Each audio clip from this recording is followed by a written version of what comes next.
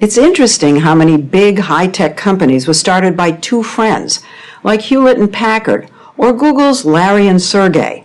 Microsoft was too. Bill Gates co-founded his company, one of the most important and successful in American history, with his high school buddy, Paul Allen. Today, Allen is known more for his mega yachts and palling around with Brad and Angelina than for his revolutionary ideas in the company's early years. But now, Paul Allen has written a memoir called Idea Man out this week, in which he not only gives an account of those ideas, he draws a dark portrait of his fellow co-founder and lifelong friend. As Allen writes and tells us in one of the only in-depth interviews he's ever given, he was too angry and proud to tell Gates point blank, quote, "Some days working with you is like being in hell."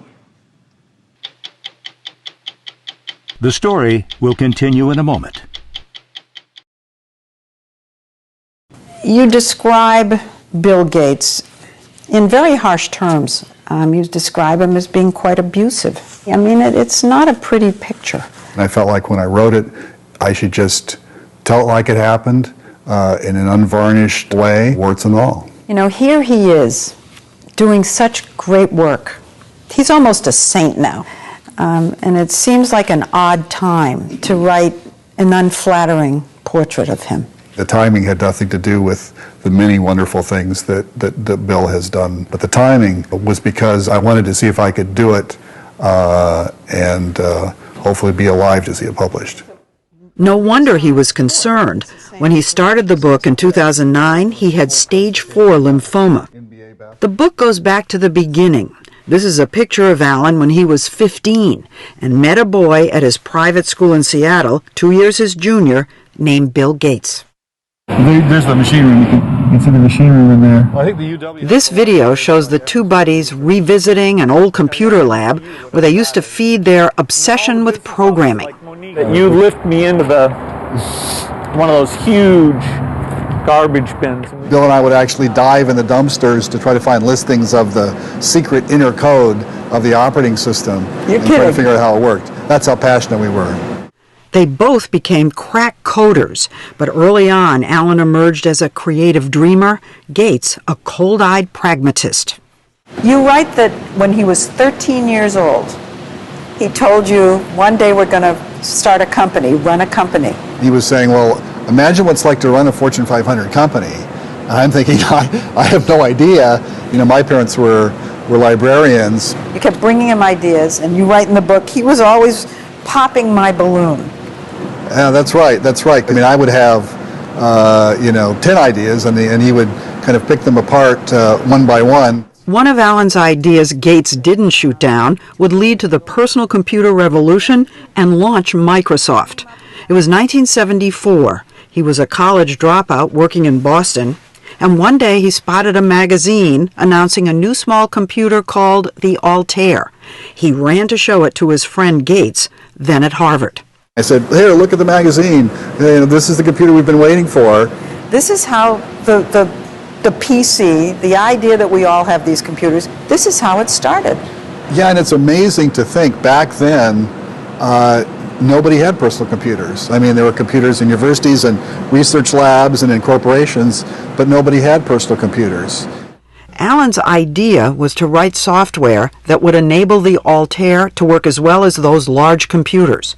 And so we called up the company that made it and said, well, we can demonstrate this software for you very, very quickly. Are you interested? And they said, sure, if you can really show up and demonstrate it.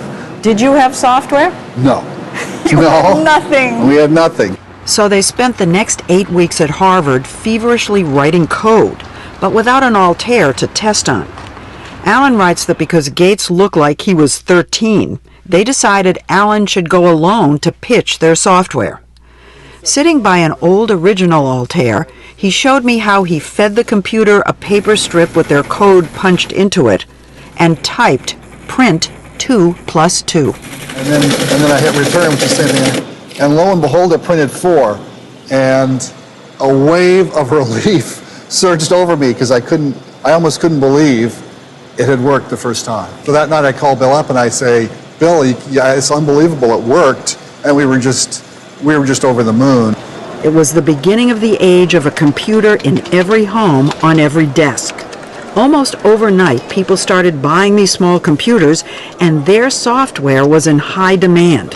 In 1977, Gates was even interviewed on a TV show. There's a lot of people who are forecasting that there'll be software stores just like there are record stores today, and that there'll be thousands and thousands of those.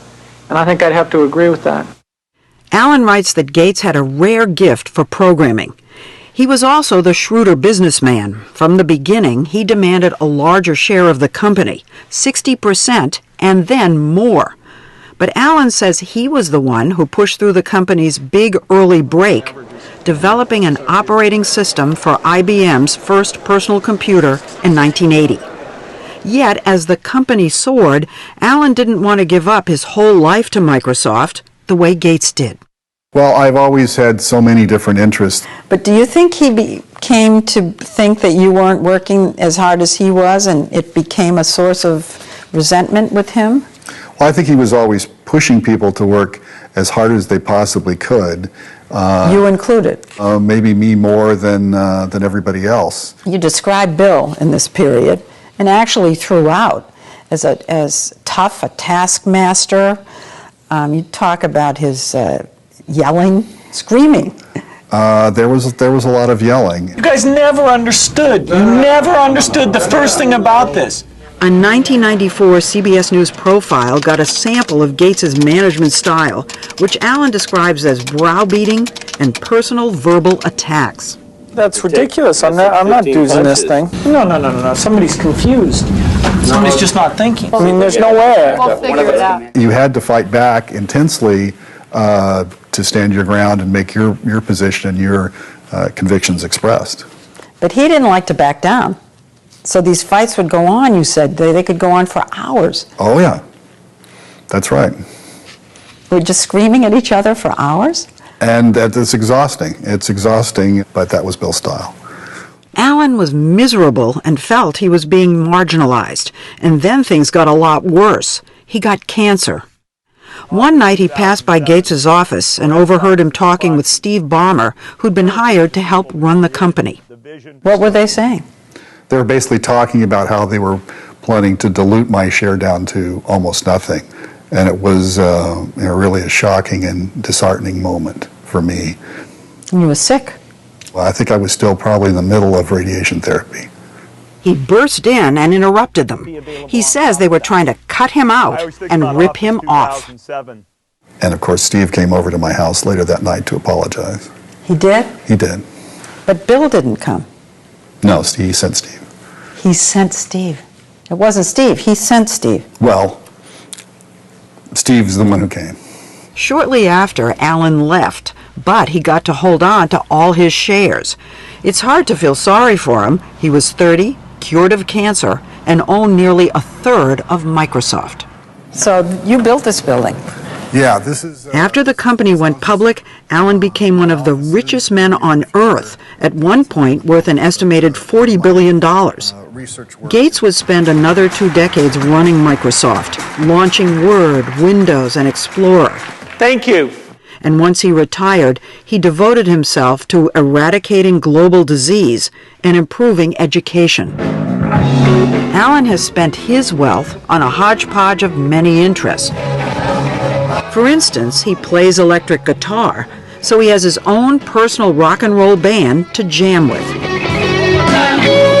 And he bought Jimi Hendrix's Woodstock guitar for $750,000. He likes science fiction. He subsidizes an antenna farm listening for aliens. An avid reader, he showed us a Shakespeare folio he keeps at his estate. You became the owner of the Right. Seahawks. He likes football. He bought an NFL team. He likes basketball even more.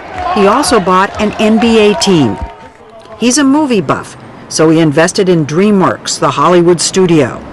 He wants to travel, so he built himself a yacht longer than a football field, equipped with its own submarine. He has spent over $1 billion on philanthropy, including building an institute to study the brain. And like Gates, he's pledged to give most of his money away to charity. Now, he got married. Right. You never got married. Not yet. Not yet. I'm still optimistic. I still believe I'm going to meet somebody, and that's going to happen. But You want to. I want to have a family.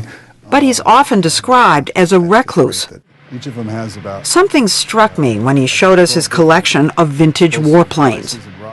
I get this Howard Hughesy feel. With the planes, Hollywood. Do you think about that ever?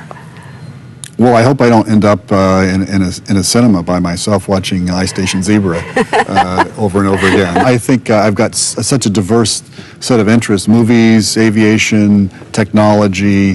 Howard sports Hughes. Teams. Well, I don't know if Howard was involved in sports teams, but Alan's diverse set of interests also led him to invest in over 100 business ventures. Most of them were poorly managed or ahead of their time, so they flopped. And he slid from being the third richest man in the world to 57th. Were you just too early? Or was it that you really needed a Bill Gates and didn't have that other person to push it through? Look, at the Microsoft days, you had some great ideas and some great execution between me and Bill and many other people. You know, in technology, most things fail. Most companies fail. But I had some whoppers. Some of his whoppers, however, produced numerous patents. Last year, in a move that angered Silicon Valley, Alan sued several giant companies, accusing them of infringing on those old patents. Who are you suing? Oh, it's a long list. AOL, Apple, eBay, Facebook, Google, Netflix, Office Depot, Office Max, Staples, Yahoo, and YouTube. Right. How do you argue that you had something to do with Google? It just seems so outlandish or kind of wacky. Look, Microsoft and Google, all these people have patents of their own. They all enforce patents. They all charge other companies for patents. And all I'm trying to do is get back the investment that I made to create these patents. We kept hearing that what he's really trying to do is gain recognition as a tech visionary.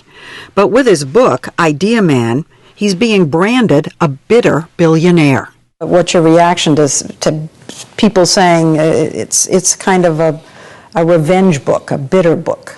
It's not about that. I just felt like it's an important piece of technology history, and I should tell it like it happened, and I hope people understand and respect that. But for all the bad feelings Alan writes about with Gates, near the end of the book he reveals something that happened when he got cancer a second time in 2009. And Right. he came to see you, he comforted you when you were sick. Right. Bill came, here to my house multiple times, and we had some great talks. And there's a bond there that can't be denied, and I think we both feel that. Even after the book? I know he's read the book. Right. No, I'm sure at some point we'll sit down and talk about the book, which we haven't done yet. You'll have a screaming match. Well, I don't know about screaming, but I'm sure it'll be a heated discussion. Do you think there's any reason that you're going to have to apologize to him now? I don't think so. We asked Bill Gates for a comment, and while he declined, he has said that the founding of Microsoft was an equal partnership, and Paul deserves more credit than he's often given. Go to 60minutesovertime.com to see what billions have bought for Paul Allen, sponsored by Lipitor.